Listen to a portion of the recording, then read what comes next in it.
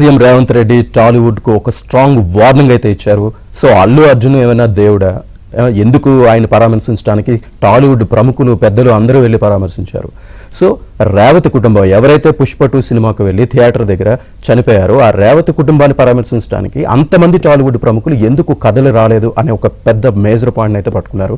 So దాని మీద అయితే ఇప్పుడు ఇండస్ట్రీలో ఎటువంటి చర్చ నడుస్తుంది, ఫర్దర్ గా ఈ కేసు ఏ విధంగా ముందుకు వెళ్ళే అవకాశం ఉంది, సో ఇండస్ట్రీ ఏ విధంగా ఇప్పుడు దీన్ని ముందుకు తీసుకెళ్తుంది, ఏ విధంగా అప్రోచ్ అవుతుంది అనే దానికి సంబంధించి పూర్తి సమాచారాన్ని మా సీనియర్ ఫిల్మ్ కరెస్పాండెంట్ సృజన్ అందిస్తారు. సృజన్. అల్లు అర్జున్ అరెస్ట్ అయ్యి బెయిల్ మీద ఇంటికి వచ్చిన తర్వాత ఆయన నివాసానికి చాలా మంది సినీ ప్రముఖులు రావడం జరిగింది, పరామర్శించడం జరిగింది. అయితే ఆ పరామర్శలకు సంబంధించి ఒక లైవ్ స్ట్రీమింగ్ ని కూడా అప్పుడు అల్లు అర్జున్ టీం ఏర్పాటు చేయడం జరిగింది. అయితే అల్లు అర్జున్ ను పరామర్శించడం కనుక ఏంటి రీజన్, ఆయన ఏమైనా యుద్ధం చేసి వచ్చారా అని చెప్పి ఒక ఒపీనియన్, ఎందుకు ఆయన పరామర్శిస్తున్నారని చెప్పి ఒక ఒపీనియన్ అనేది సోషల్ మీడియాలో అప్పుడే వినిపించింది.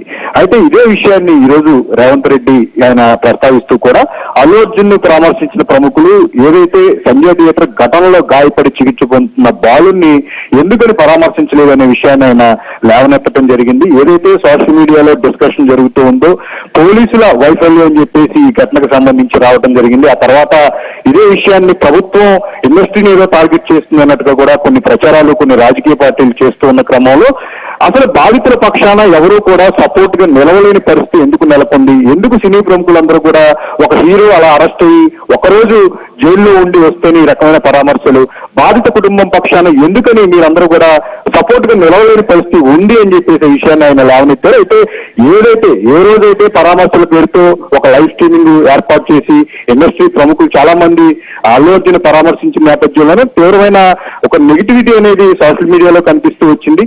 ఈ ఇన్సిడెంట్ కి సంబంధించి ఇమీడియట్ గా రెస్పాండ్ అవ్వాల్సిన విషయంలో కూడా లేట్ అయింది. బట్ ఎప్పుడైతే అరెస్ట్ అయ్యారో పోలీసులతో ఆయన చేసిన అంటే హీరో బిహేవ్ చేసిన విధానం మీద కూడా రకరకాల ఒపీనియన్స్ అయితే కూడా వ్యక్తమయ్యాయి. తీరా బెయిల్ వచ్చిన తర్వాత ఈ పరామర్శల పేరుతో దాన్ని కూడా లైవ్ స్ట్రీమింగ్ ఏర్పాటు చేసి దాన్ని కూడా ఒక ప్రమోషనల్ కార్యక్రమం లాగా చేయడం పట్ల కూడా తీవ్రమైన నెగిటివిటీ వచ్చింది. సో ఇదే విషయాన్ని అంటే ప్రధానంగా రాజకీయ పార్టీలు కొంచెం పొలిటికల్ టర్న్ తీసుకుని ఇదే విషయాన్ని ఇండస్ట్రీని టార్గెట్ చేస్తున్నట్టుగా కూడా ప్రచారం జరగటం మీద కూడా ఈ రోజు అసెంబ్లీలో దీనికి సంబంధించిన చర్చ రావటం, సినీ ప్రముఖులను ఉద్దేశిస్తూ కూడా బాధిత కుటుంబ పక్షాన మీరు ఎందుకు నిలవలేదు అని చెప్పేసి విషయాన్ని కూడా రేవంత్ తీవ్రంగా ఆయన తీవ్రస్థాయిలో స్పందించారు. ఇదే ప్రివిలేజ్ ఇక్కడ నుంచి ఇంత దారుణమైన సంఘటన జరిగిన తర్వాత సినిమా ఇండస్ట్రీకి సంబంధించి కొందరు ప్రవర్తించిన తీరు కూడా చాలా బాధాకరం. ఇక నుంచి ఇండస్ట్రీకి తాను సీఎం గా ఉండ ఎలాంటి ప్రివిలేజ్లు ఇవ్వలేని పరిస్థితి ఇప్పుడు ఉంది అని చెప్పేసి కూడా ఆయన తీవ్రస్థాయిలో మండిపడుతున్నారు. ప్రస్తుతానికైతే రేవంత్ వ్యాఖ్యలను సినిమా ఇండస్ట్రీ గమనిస్తూ ఉంది. ఆయనకు సంబంధించి దిల్రాజును మనం సంప్రదించాలి అంటే ఎఫ్టీసీ చైర్మన్ గా ఇటీవల ఎన్నికయ్యారు. బట్ ఆయన ఈ సినిమా ప్రమోషన్ కోసం అమెరికా వెళ్ళడం జరిగింది. దీనికి సంబంధించి ఇండస్ట్రీ తరఫున ఎఫ్టీసీ చైర్మన్ గా ఆయన కామెంట్స్ ఏంటనే దాని మీద కూడా మనం ప్రయత్నించినప్పటికీ కూడా ప్రస్తుతం ఇక్కడ అందుబాటులో లేని పరిస్థితి.